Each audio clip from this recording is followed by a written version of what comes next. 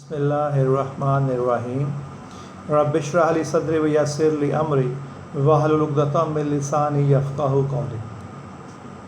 عزیز طلبہ، آج کا ہمارا لیکچر آپ کی سال اول کی اردو کی کتاب سرمایہ اردو کے حصہ نثر سے ہے اور سبق نمبر 3 ہے سر سید کے اخلاق و خصائل۔ اس کے مصنف ہیں الطاف حسین حالی۔ الطاف حسین حالی ایک بہت بڑا نام ہے اردو نثر کا۔ تو الطاف حسین حالی ایک نثر نگار تھے، تنقید کار تھے اور ایک شاعر بھی تھے، شاعری بھی کیا کرتے تھے۔ شاعری کی اصلاح مرزا غالب سے لیا کرتے تھے۔ تو الطاف حسین حالی سر سید احمد خان کے قریبی دوستوں میں سے تھے، بے تکلف دوستوں میں سے تھے۔ تو سر سید کے کہنے پر الطاف حسین حالی نے سر سید کی فرمائش پر ایک بہت شہرہ آفاق نظم بھی لکھی تھی، جس کا نام تھا مسدس حالی یا مسدس مد و جزر اسلام۔ تو یہ اتنی مشہور ہوئی کہ الطاف حسین حالی کہتے ہیں کہ مجھے یہ یقین نہیں تھا کہ یہ نظم بہت پسند کی جائے گی، لیکن یہ اتنی مشہور ہوئی کہ برصغیر میں کہتے ہیں قرآن کے بعد سب سے زیادہ پڑھی جانے والی اور سنی جانے والی نظم یہ جو تصنیف تھی علامہ اقبال، جو شاعری تھی الطاف حسین حالی کی، مد و جزر اسلام تھی۔ کہ ہر محفل میں، ہر چوک میں جہاں اکٹھ ہوتا تھا، مجلس میں جہاں پڑھے لکھے نہیں تھے سننے والے، تو کسی پڑھے لکھے سے کہہ کے یہ پڑھوایا کرتے تھے اور سنا کرتے تھے۔ تو کچھ ان کے اسلوب بیاں کے بارے میں تھوڑا سا آپ لکھیں گے الطاف حسین حالی کے بارے میں، کہ اردو ادب میں حالی کی خدمات ناقابل فراموش ہیں اور نثر میں انہوں نے سوانح نگاری کی بنیاد ڈالی، سوانح نگاری کی بنیاد۔ اور ان کی کچھ تصانیف ہیں جس میں حیات جاوید، حیات سعدی اور یادگار غالب بہت مشہور ہیں، عمدہ تصانیف ہیں۔ مقدمہ شعر و شاعری بھی ان کی ایک بہت شعرا فاق ان کی تصنیف ہے اور یہ تنقید پہ لکھی گئی ہے۔ تو یہ تنقید میں جو اردو تنقید ہے اس میں ایک سنگ میل کا کام کرتی ہے مقدمہ شعر و شاعری۔ انہوں نے اردو غزل کی اصلاح کا بیڑا اٹھایا۔ آج غزل میں جو تنوع اور وسعت پائی جاتی ہے اس میں الطاف حسین حالی کا بہت بڑا ہاتھ ہے۔ اس سے پہلے زیادہ تر مضامین جو تھے وہ عشق کے بارے میں ہی اور سوز و گداز اور جدائی کے بارے میں ہی لکھے جاتے تھے۔ تو ایک تو علامہ اقبال اتنے بڑے شاعر ہیں جنہوں نے اس میں موضوعات میں وسعت پیدا کی، اور دوسرے الطاف حسین حالی ہیں کہ حالی کا اسلوب تحریر سادہ، عام فہم، مدلل ہے۔ عام فہم جلدی سمجھ آنے والا، مدلل ہے بڑا ہی دلیل سے ثابت ہوتا ہے، اور ان کے ہاں رنگینی و شوخی کی بجائے سنجیدگی اور سادگی کی نمایاں خصوصیات نظر آتی ہیں۔ الطاف حسین حالی کی نثر کی بات ہو رہی ہے۔ یہ سبق جو ہے یہ الطاف حسین حالی کی جو تصنیف ہے حیات جاوید، یہ اس سے لیا گیا ہے۔ تو آپ اس سبق کے جو لکھیں گے صنف کے اعتبار سے یہ سبق جو ہے یہ خاکہ نگاری ہے، اور اس سبق میں سر سید کے شخصی اوصاف و کردار کی ایک جھلک نظر آتی ہے، اور جس سے سر سید کی شخصیت کے مختلف پہلو اور حالی کی نثری خصوصیات ہمارے سامنے کھل کے آ جاتی ہیں۔ تو سبق شروع کرتے ہیں سر سید کے اخلاق و خصائل۔ دوستوں اور مہمانوں سے ان کا دسترخوان بہت کم خالی ہوتا تھا۔ جس دن کوئی مہمان نہ ہوتا وہ کھانا کھاتے وقت بشاش نہ ہوتے تھے، اور جس دن زیادہ مہمان ہوتے اس دن ان کے گھر عید ہوتی تھی۔ کھانوں میں زیادہ تر تعدد اور تلون نہیں ہوتا تھا، مگر کھانا عموماً عمدہ ہوتا تھا۔ اگر کسی موقع پر کھانا نہیں ملتا تھا تو جیسا مل جاتا تھا خوشی سے بغیر ناک منہ چڑھائے سیر ہو کر کھا لیا کرتے تھے۔ فصل کی ترکاریاں اور فواکہ خصوصاً آم اور خربوزے نہایت مرغوب تھے۔ سنا ہے کہ پہلے خوراک زیادہ تھی مگر بڑھاپے میں بہت گھٹ گئی تھی۔ البتہ بعد کھانا کھانے کے کوئی پاؤ سیر دودھ دونوں وقت بلا ناغہ پی لیتے تھے۔ تو یہ پہلا پیراگراف جو میں نے آپ کے سامنے پڑھا ہے، اس کی میں نے ریڈنگ کی ہے، تو کہتے ہیں کہ دوستوں اور مہمانوں سے ان کے دسترخوان بہت کم کھا لیتے، یعنی کہ ان کے ہاں اکثر کھانے کے وقت دسترخوان میں مہمان ہوتے تھے کوئی نہ کوئی، یا دوست احباب ضرور ہو۔ کبھی بھی اکیلے کھانا انہیں جو ہے وہ پسند نہیں تھا، اور نہ وہ کبھی اکیلے کھانا کھاتے تھے۔ اور جس ان کو مہمان نہ ہوتا وہ کھانا کھاتے بشاش نہ ہوتے تھے۔ کوشش ہوتی کوئی مہمان ہو، لیکن جس نہ ہوتا تھا وہ خوش نہیں ہوتے تھے، کھانا اکیلے کھانے میں خوشی محسوس نہیں کرتے تھے۔ اور جس دن زیادہ مہمان ہوتے تھے اس دن بہت خوش ہوتے تھے، اور ایسے کہ جیسے ان کے گھر عید کا سماں ہے، تو دوسروں کو کھلانے میں بہت خوش ہوتے تھے۔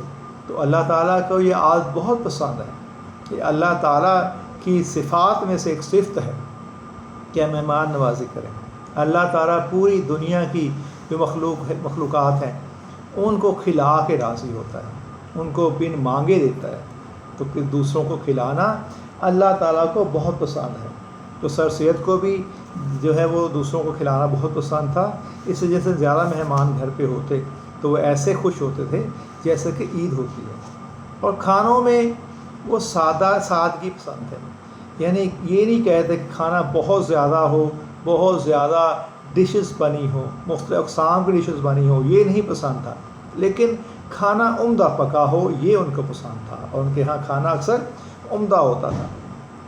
اور اگر کسی موقع پر کھانا عمدہ نہ ملتا تو جیسا بھی مل جاتا وہ خوشی خوشی کھا لیتے تھے بغیر منہ ناک چڑھائے۔ ہماری طرح نہیں کہ میں نے یہ نہیں کھانا، میں نے وہ نہیں کھانا، اور مختلف نخرے گھر میں کھانا بھی بنا ہوتا ہے، اس کے باوجود طبیعت کے نخرے ہیں کہ یہ نہیں کھانا، یہ مجھے پسند نہیں ہے، بازار سے لے آؤ، یہ لے آؤ، وہ لے آؤ، یہ نہیں، بالکل نہیں تھا۔ فصل کی ترکاریاں اور فواکہ، ترکاری کہتے ہیں سبزی کو، اور فواکہ کہتے ہیں پھل کو۔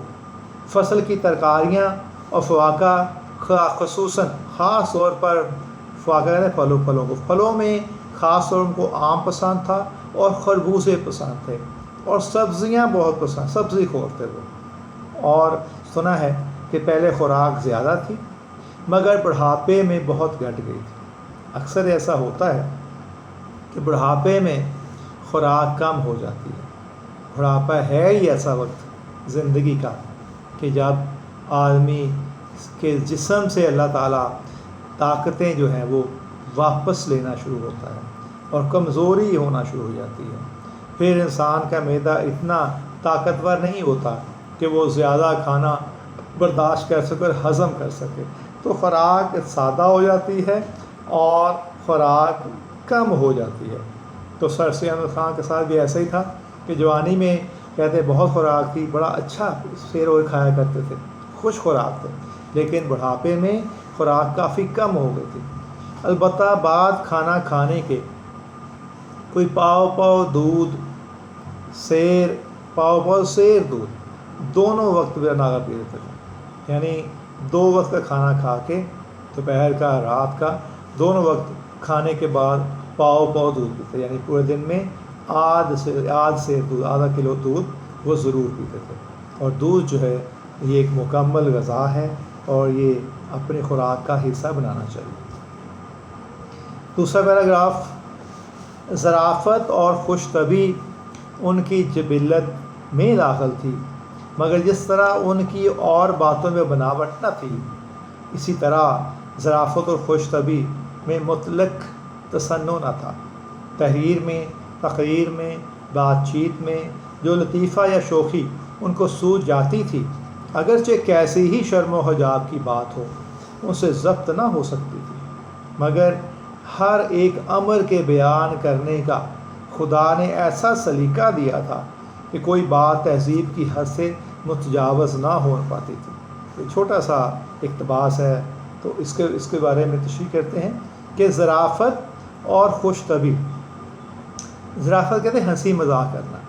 ہنسی مذاق بھی ایسا کہ جس سے کسی کی دل آزاری نہ ہو، جس سے کسی کے دل کو ٹھیس نہ پہنچے، بلکہ سننے والا ہنس پڑے اور خوش ہو جائے. اور خوش طبیعت بہت خوش تھی سر سید احمد خان کی. جہاں بیٹھتے لوگ ان کے گرویدہ ہو جاتے تھے. ان کی جبلت کہتے ہیں فطرت. تو یہ دونوں خوبیاں اللہ تعالیٰ نے ان کی فطرت میں شامل گئے تھے، ان کی نیچر کا، طبیعت کا حصہ تھیں. مگر جس طرح ان کی اور باتوں میں بناوٹ نہ تھی، اس طرح ظرافت اور خوش طبی میں مطلق تصنع نہ تھا. مطلق تصنع کہتے ہیں بالکل بناوٹ نہ تھی. مطلق بالکل تصنع بناوٹ، کہ وہ کسی بات میں بناوٹ نہیں تھی، ان کے اندر دکھاوا نہیں کرتے تھے. جو اصل تھا وہی کہا کرتے تھے. جو بات دل میں ہے، دماغ میں ہے، وہی ان کی زبان پہ ہے. تو چونکہ بہت سنجیدہ نہیں رہے تھے ہر وقت، ہر محفل کی جان ہوتے تھے، اور ہنسی مذاق کرنا ان کی طبیعت میں تھا. تو وہ جہاں بیٹھتے ہنسی مذاق ضرور کرتے تھے. تحریر میں، تقریر میں، بات چیت میں جو لطیفہ یا شوخی ان کو سوجھ جاتی تھی، چاہے وہ کچھ تحریر کر رہے ہیں، نثر لکھ رہے ہیں، یا کہیں تقریر کر رہے ہیں، کسی جلسے تقریر کر رہے ہیں، کسی محفل میں تقریر کر رہے ہیں، چاہے دوستوں میں، مہمانوں کے ساتھ کہیں بیٹھے بات چیت ہو رہی ہے، صرف گپ شپ ہو رہی، گفتگو ہو رہی ہے، یا جو بھی حالت ہے، جو بھی جگہ ہے. تو اگر ان کی طبیعت میں ایسا جو کہ بناوٹ نہیں تھی، اصل جو ان کے اندر وہی زبان پہ ہوتا تھا، تو جو بھی شوخی شرارت ان کو آتی تھی یا لطیفہ ان کے ذہن میں آتا تھا، وہ اگر تحریر کریں تو لکھ دیتے تھے، اگر تقریر ہے تو اس میں سنا دیتے تھے سامعین کو، اور اگر دوستوں میں بیٹھے بات چیت مہمانوں میں گئے تو وہاں پہ وہ لطیفہ چھوڑ دیتے تھے، اور کچھ شوخی شرارت وہ چھوڑ دیتے تھے. لیکن سننے والے دل آزار نہیں ہوتے، ان کی دل آزاری نہیں ہوتی تھی، تنگ دل نہیں ہوتے تھے، وہ سن کے خوش ہوتے تھے. اور کہتے ہیں کیسی ہی شرم و حجاب کی بات ہو، ان سے ضبط نہیں ہو سکتی تھی، جس طرح کی بھی بات ہو. اب یہ آدمی کی طبیعت پہ شامل ہے کہ اگر اس کی طبیعت بے شرم ہے، وہ اچھی نہیں ہے، تو وہ ننگی سے ننگی بات کر. لیکن ایسا نہیں، ان کی طبیعت میں حجاب تھا، بڑوں کا عزت، چھوٹوں کے لیے شفقت تھی ان کی طبیعت میں. تو کیسی بھی بات اگر آئے بڑے طریقے سے وہ کر دیتے کہ سننے والا ہنس پڑتا تھا. مگر ان کے ہر ایک امر کے بیان کرنے خدا نے ایسا سلیقہ دیا تھا کہ کوئی بات تہذیب کی حد سے متجاوز کہتے ہیں حد سے بڑھ جانا، کوئی بات ایسی نہیں کرتے تھے جو تہذیب کے دائرے سے باہر نکل جائے، کیسا بھی لطیفہ آ جائے. ان کو اتنے خوبصورت الفاظ پہنا کر بیان کرتے تھے کہ سننے والے خوش ہوتے تھے. اور کوئی بھی یہ نہیں کہتا تھا کہ یہ بڑی بے شرمی کی بات کی ہے، یہ بات نہیں کرنی چاہیے تھی، نہیں، بلکہ ہر کوئی ان کی باتوں کو سن کے خوش ہوتا تھا، اور بعد میں اپنی محفل بات چیت میں کہیں نہ کہیں کوٹ بھی کرتے تھے. تیسرا پیراگراف ہے مطالعہ کی عادت. ابتدا سے ان کی رفیق کار رہی. سر سید کا مطالعہ نہ صرف دل بہلانے یا عبارت کا لطف اٹھانے کے لیے ہوتا تھا، اور نہ کتاب دانی کی غرض سے، جیسا کہ مدرس اور طلبہ کتاب کے جملے اور لفظ اور تراکیب پر غائر نظر کرتے ہیں، بلکہ ان کا مطلب صرف مصنف کے خیالات سے اطلاع حاصل کرنا ہوتا تھا. جو بات کتاب میں ان کے کام کی ہوتی تھی اس پر پینسل سے نشان کر دیتے تھے، اور اگر کوئی مضمون کسی اخبار میں کام کا ہوتا تھا، اس ورق کو الگ کر کے اپنے اخبار کی فائل میں جو ہر وقت سامنے رکھا رہتا تھا چسپاں کر دیتے تھے. تو یہ تیسرا پیراگراف ہے اس کا جو میں نے آپ کے سامنے پڑھا ہے سر سید احمد خان کے اخلاق و خصائل کے بارے میں. تو لکھتے ہیں کہ مطالعہ کی عادت، کتابیں پڑھنے کی عادت ہمیشہ سے ان کی طبیعت کا حصہ تھی. رفیقہ کہتے ہیں ساتھی. ابتدا سے ہی، شروع سے ہی مطالعہ کرنے کی عادت ان کو تھی، اور مطالعہ کیے بغیر رہتے. کوئی شاید ایسا دن ہو جس دن کہ وہ مطالعہ کیے بغیر ہی انہوں نے دن مکمل کر لیا. تو مطالعہ کی عادت ان کے شروع سے ان کی طبیعت کا حصہ تھی، ان کی دوست تھی، رفیقار تھی۔ سر سید کا مطالعہ صرف دل بہلانے کے لیے نہیں ہوتا تھا، جس طرح سے ہم لوگ کبھی بور ہو رہے ہوں یا فارغ ٹائم ہو تو ہم کوئی میگزین پڑھ لیتے ہیں، کوئی ناول یا افسانہ پڑھ لیتے ہیں، یا کوئی بھی تحریر جس سے طبیعت میں تھوڑی شوخی آ جائے، طبیعت خوش ہو جائے، وقت گزارا کرنے کے لیے، وقت گزارنے کے لیے ہم پڑھتے ہیں۔ سر سید کی طبیعت میں ایسا نہیں تھا، وہ کوئی بھی مطالعہ بغیر مقصد کے نہیں کیا کرتے تھے، یا بات کا لطف اٹھانے یا کوئی ایسی تحریر جو پڑھ کے طبیعت خوش ہوتی ہو، جس کا انداز تحریر ہمیں پسند ہو وہ پڑھتے ہیں، وہ ایسا نہیں کرتے تھے۔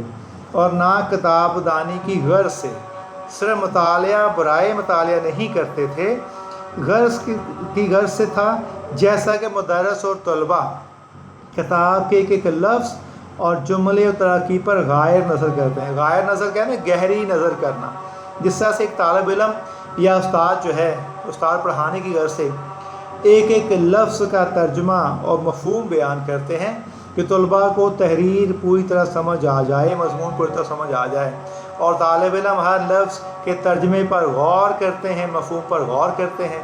اس طرح سے نہیں وہ پڑھتے تھے، بلکہ ان کا مطلب صرف مصنف کے خیالات سے اطلاع حاصل کرنا ہوتا تھا۔ ان کا مطلب یہ ہوتا ہے کہ جس مصنف نے لکھی ہے اس مصنف کے خیالات کیسے ہیں۔ جس طرح میں آپ کہتا ہوں کہ کسی بھی تحریر کو سمجھنے کے لیے ضروری ہے کہ اس کے لکھنے والے کے خیالات کو جانا جائے، اس کا انداز تحریر جانا جائے، جس ماحول میں وہ رہا ہے اس ماحول، اس معاشرے کے بارے میں جانا جائے، تب آپ اس کی تحریر کو اچھی طرح سمجھ سکتے ہیں۔ تو جو بات کتاب میں ان کے کام کی ہوتی تھی اس پر پینسل سے نشان کر دیتے تھے، اور اگر کوئی مضمون کسی اخبار میں کام کا ہوتا تھا تو اس ورق کو الگ کر کے اخبار کی فائل میں جو ہر وقت کے سامنے رکھا چسپاں کر کے، وہ جو بھی کتاب میں اگر ان کے پسند کی بات ہے اس کو انڈر لائن کر لیتے تھے پینسل سے، اور اگر کسی اخبار میں کوئی تحریر پسند آئی ہے تو اس اخبار کی تحریر کو وہ کاٹ کر الگ پیش کر لیتے تھے، اور اسے ایک فائل بنائی ہوئی تھی، اخبار کی فائل، جس میں اخبار کی کٹنگ ہی لگا کرتی تھی، اور وہ ہر وقت فائل جب وہ مطالعہ کرنے بیٹھتے ان کے سامنے رکھی ہوتی تھی، کیونکہ ان کے وہ کام کی باتیں تھیں۔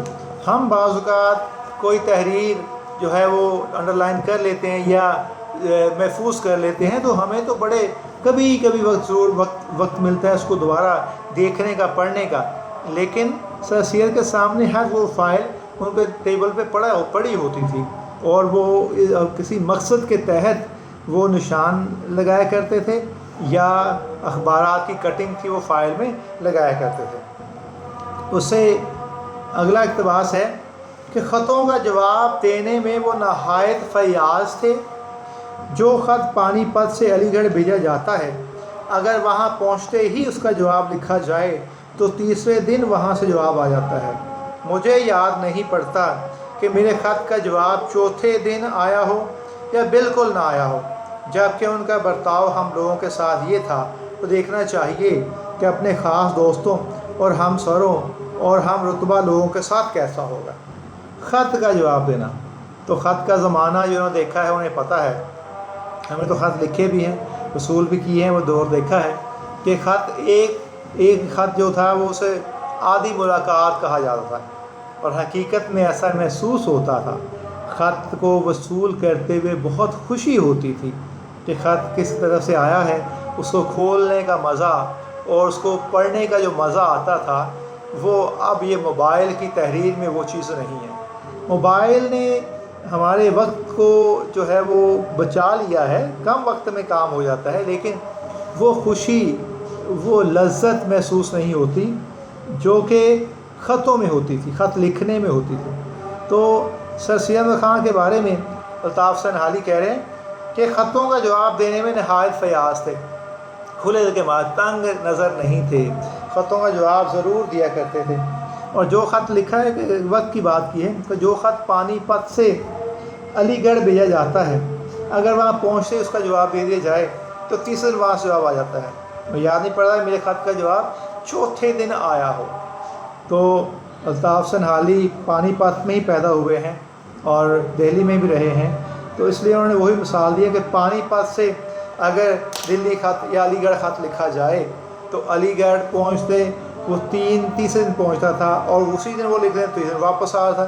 تو کبھی کہہ رہے مجھے یاد نہیں کہ میرے خط کا جواب کبھی 3 دن سے لیٹ ہوا ہو، چوتھے روز آیا ہو، کبھی ایسا نہیں ہوا۔ جب بھی خط لکھا تو سر سید نے فوری اسی دن خط پڑھتے ہوئے ہی خط ملا، خط پڑھا، اسی وقت اس کا جواب لکھنے بیٹھ گئے، اور تیسرے دن ہی مجھے خط واپس آیا تھا۔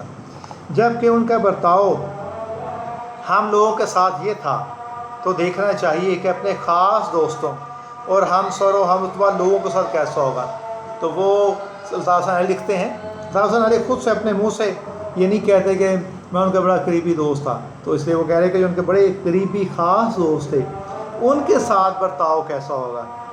اور پھر اگلا پیراگراف ہے کہ محنت اور جفا کشی کی قابلیت بھی سر سید کے خاص اوصاف میں سے تھی۔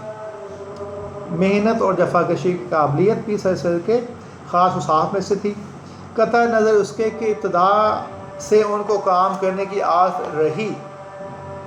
ان کے قوا میں فطرتاً مشکلات کے برداشت کرنے اور کسی کام سے ہمت نہ ہارنے کی لیاقت اور استعداد رکھی گئی تھی، اور ظاہر ان کی غیر معمولی ذہانت بھی ان کے دائمی غور و فکر اور دماغی محنت کا نتیجہ تھی، کیونکہ بچپن میں جیسا کہ خود سر سید کے بیان سے معلوم ہوا ہے وہ باعتبار ذہانت و جودت کے اپنے ہم چشموں میں کچھ زیادہ امتیاز نہ رکھتے تھے، مگر چونکہ انہوں نے اپنے تمام قوا سے جو خدا تعالیٰ نے ان کے نفس میں ودیت کیے تھے پورا کام لیا تھا، اور اس لیے ان کا ذہن و حافظہ اور عقل سب کو جلا ہو گئی تھی۔ تو یہ اس پیراگراف میں الطاف حسین حالی نے سر سید احمد خان کی طبیعت کے ایک اور خوبی جو ہے وہ بیان کی ہے کہ محنت اور جفا کشی کی قابلیت۔ محنت و جفا کشی، محنت تو کرتا ہے بندہ، لیکن محنت کرنا، سر توڑ کے محنت کرنا، جفا کشی بہت زیادہ محنت کرنا، اتنی عادت تھی ان کو کہ خاص اوصاف وصف کی جمع ہے، خوبیاں، کہ جہاں بہت ساری خوبیوں کے مالک تھے، تو محنت کرنا، بہت زیادہ محنت کرنا، جان توڑ محنت کرنا، یہ بھی ان کی طبیعت کی خوبیوں میں سے ایک خوبی تھی۔ قطع نظر کا مطلب ہے اس کے علاوہ، قطع اس کے کہ ابتدا سے ان کام کرنی عادت رہی، اس کے علاوہ ان کو ان کی طبیعت میں ایک اور بات شامل تھی کہ شروع سے ہی وہ محنت کرنے والے جفا کش تھے، تو کام کرنی عادت تھی، کبھی خام خواہ وقت ضائع نہیں کیے، فارغ نہیں بیٹھتے تھے۔ ان کے قوا کہتے ہیں طاقت کو، ان کے قوا میں فطرتاً مشکلات کے برداشت کرنے اور کسی کام سے ہمت نہ ہارنے کی لیاقت رکھی گئی تھی، کہ اللہ تعالیٰ کی طرف سے قدرتی طور پر اللہ تعالیٰ نے ان کی ذات میں مشکلات سے نمٹنے اور احسن طریقے سے نمٹنے اور ہمت نہ ہارنے کی ان کے اندر استعداد اور طاقت رکھتی تھی، کم ہمت نہیں تھا۔ جیسے عام انسان تھوڑی بہت مصیبت مشکل آنے پہ ہمت ہار جاتے ہیں اور شکوہ شکایت اللہ سے شروع کرتے ہیں، ہم بھی ان عام لوگوں میں سے ہیں جو تھوڑی مشکلات برداشت نہیں کرتے اور فوراً بہت زیادہ پریشان ہو جاتے ہیں اور اللہ سے شکوہ شکایت کرتے ہیں، پھر قسمت کا رونا روتے ہیں، شکوہ شکایت کرتے ہیں۔ ان کی طبیعت میں ایسا نہیں تھا، کبھی بھی ہمت نہیں ہارتے تھے، اور مشکل سے مشکل جو کام تھا اس کو کرنے میں خوشی محسوس کرتے تھے، بڑی ہمت سے کرتے تھے، اور برداشت، اللہ تعالیٰ نے مشکلات کو برداشت کرنے کی طاقت ان کے اندر بہت زیادہ رکھی تھی۔ اور ظاہراً ان کی غیر معمولی ذہانت بھی جو نظر آتا تھا، ظاہر طور پر غیر معمولی ذہانت جو تھی ان کے دائمی غور و فکر اور دماغی محنت کا نتیجہ تھی۔ دائمی، ہمیشہ سے ہر بات، ہر معاملے پہ بڑا غور و فکر کیا کرتے تھے، اور دماغ کو بہت استعمال دماغ کا صحیح استعمال کرنا، ذہانت بہت تھی، ذہین بہت تھے، اور مشکل سے مشکل کام بھی اس کا حل نکال لیتے تھے، مشکل سے مشکل بات کا آسان حل نکال لیتے تھے۔ اسے کہتے ہیں دماغی محنت کرنا۔ تو غور و فکر، تدبر بہت کیا کرتے تھے، تو کیونکہ بچپن میں جیسا کہ خود سر سید کے بیان سے معلوم ہوا ہے کہ وہ باعتبار ذہانت و جودت کہ اپنے ہم چشموں کو زیادہ امتیاز رکھتے ہیں۔ علامہ سر سید خود لکھتے ہیں کہ بچپن سے ہی میں اتنا ذہین نہیں تھا۔ جودت بھی ذہانت کو کہتے ہیں، عقل کی تیزی کو کہتے ہیں، تو وہ یہ کہ ہم چشم کہتے ہیں ساتھی دوست۔ اس سلسلے میں خود لکھتے ہیں کہ بچپن میں اپنے دوسرے دوستوں جن کے ساتھ اٹھنا بیٹھنا کھیلنا تھا، یہ نہیں کہ میں بچپن میں ان سے ذہانت کے طور پر اور عقل کی تیزی کے اعتبار سے بہت میں ان میں غیر معمولی تھا اور ان سے میں بہت آگے تھا یا بہت فرق رکھتا، ایسا نہیں۔ میں عام بچوں کی طرح ہی تھا، مگر چونکہ انہوں نے اپنے قوا سے جو خدا تعالی نے ان کے نفس میں ودیت کہتے ہیں عطا کیے تھے کہ جو اللہ تعالی ان کے اندر طاقتیں رکھتی تھی، جو ذہانت قابلیت رکھتی تھی، اس سے پورا کام لیا تھا، اور اس لیے ان کے ذہن و حافظہ اور عقل کو جلا ہو گئی تھی۔ یہاں پہ مجھے یاد آ رہا ہے کہ ایک بلائنڈ اینڈ ڈیف گونگی بہری ناولسٹ ہیں ہیلن کیلر۔ تو ہیلن کیلر نے اپنے لکھا ہے 3 Days to See میں کہ ہم اپنی آنکھوں کو، اپنی بینائی کی طاقت کو ویسے استعمال نہیں کرتے جیسے کرنے کا حق ہے۔ تو یہ بات بالکل یہاں پہ بھی یہی نظر آ رہی ہے کہ سر سی احمد خان جس طرح حق ہوتا تھا کہ اللہ تعالیٰ نے جو طاقتیں، جو خوبیاں، جو ان کے اندر قابلیت رکھ دی ہے، لیاقت رکھ دی ہے، اس کو جس طرح استعمال کرنا چاہیے ویسے ہی استعمال کرتے تھے۔ ہم لوگوں کی طرح نہیں کہ ذہن کو زیادہ استعمال ہی نہیں کرتے ہیں، ہم تو اپنی طاقتوں کو استعمال کرتے نہیں ہیں صحیح طرح سے۔ اللہ تعالیٰ نے انسانی ذہن میں اتنی قابلیت، اتنی وسعت رکھ دی ہے کہ کہتے ہیں کہ جو دنیا کا ذہین ترین انسان ہے، اس نے اپنے ذہن کا شاید اگر میں غلط نہیں ہوں تو کوئی 7% یا 8% 8% استعمال کیا ذہن کو، اور اللہ تعالیٰ نے باقی ذہن کتنا رکھا ہوا ہے۔ تو ایک عام معمولی انسان جو ہے اگر وہ اپنے ذہن کو بہت استعمال کرے تو وہ دوسرے اپنے ہم ساتھیوں سے ممتاز ہو جاتا ہے، فرق نظر آتا ہے۔ تو سر سید احمد خان کے بارے میں ایسا ہی ہے کہ بچپن سے ہی وہ جو غیر معمولی ذہانت نظر تو آتی تھی، لیکن وہ انہوں نے مسلسل اپنے ذہن کی طاقتوں کو، قابلیت کو استعمال کیا، اور وہ ان کو جلا بخشی گئی اور ان کو روشنی مل، زیادہ روشن عقل کے مالک ہو گئے، ذہن حافظہ بہت تیز ہو گیا تھا۔ تو سر سید احمد خان کی طبیعت کے بارے میں ایک چھوٹے بحر کا شعر میں یاد آ رہا ہے جو آپ ریفرنس کے طور پہ اس نثر کی تشریح کرتے ہوئے لکھیں گے کہ زندگی سے مجھے پیار ہے، زندگی سے مجھے پیار ہے، مسکراتا ہوں اور جیتا ہوں۔ آج کے لیے اتنا ہی کافی ہے، باقی انشاءاللہ اگلے لیکچر میں، نیکسٹ لیکچر میں ہم یہیں سے شروع کریں گے۔ تب تک کے لیے اللہ حافظ۔